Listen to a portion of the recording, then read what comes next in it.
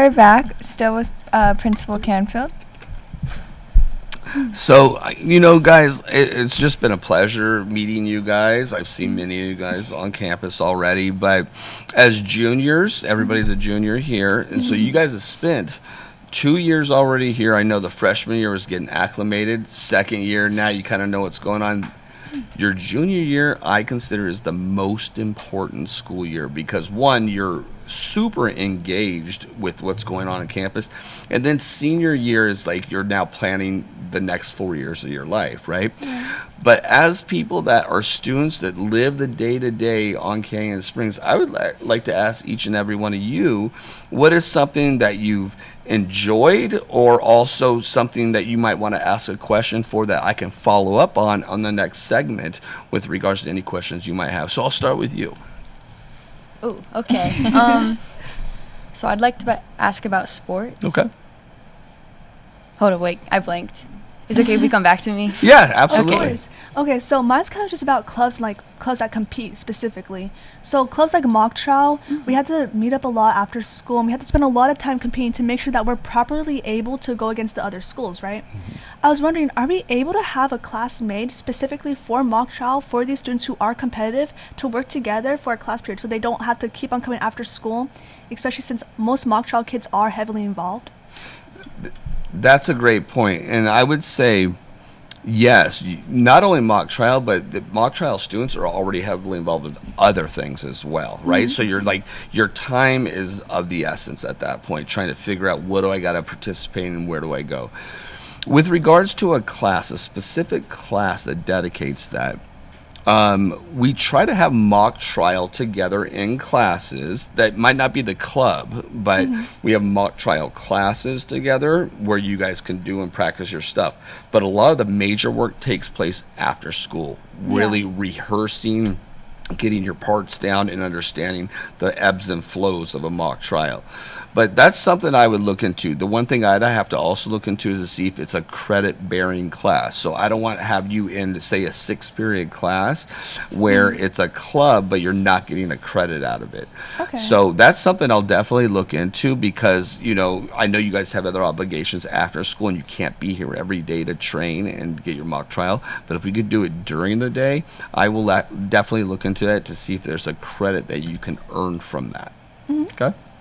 Okay, so I kind of have two, and they're very kind of different. The first one I assume is going to have a simpler answer, so I'll ask it, because I know a lot of people have been wondering, how come the lunches got switched?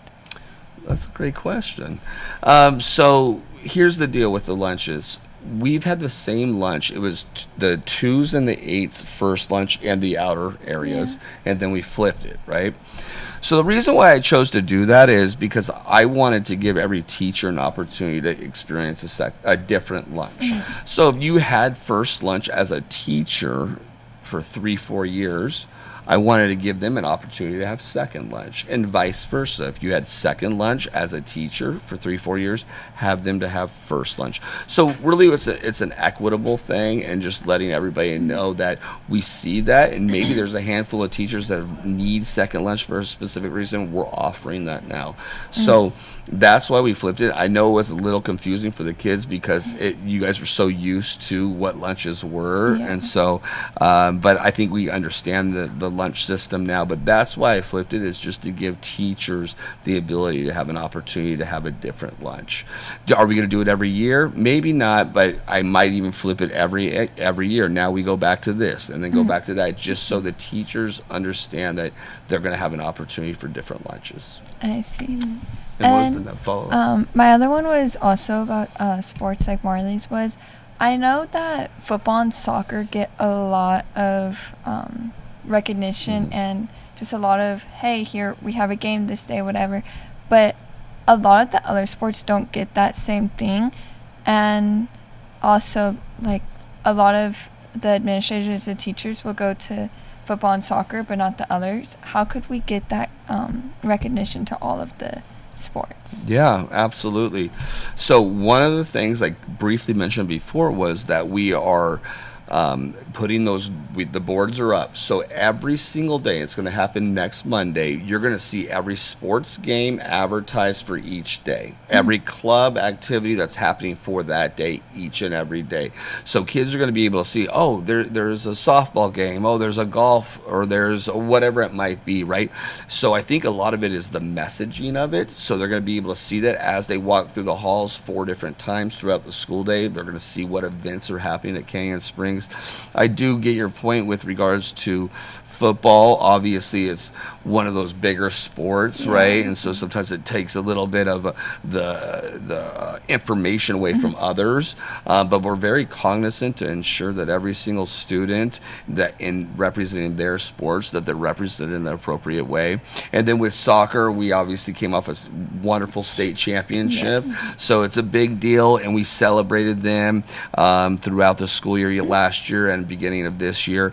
And so, yeah, they kind of grab the attention to an extent, but also at the same token, I would say that we definitely want to make sure every single sport's represented. So those new line boards that are up, me making announcements, I'm going to also make announcements about scores and victories on the intercom each and every day to make sure those students and those teams are honored each and every time that they play. Okay, thank you. Okay, my question kind of piggybacks off what Casey was asking. So, is there anything new we're going to be implementing to recognize individual athletes, like especially scholar athletes, like the awards nights? Is there anything new? I mean, I would say nothing new, but I get your point. We're going to honor our student athletes and our academics. Remember, it's student athlete. So what's the first word? It's the student, most important, and then athlete second. Both are very important. But we want to make sure we honor them. Right now, we're building out, and we're going to hang in our gym banners of all the academic team awards. So every year, if you score a certain GPA, a 3-point higher or higher, we get a banner for it.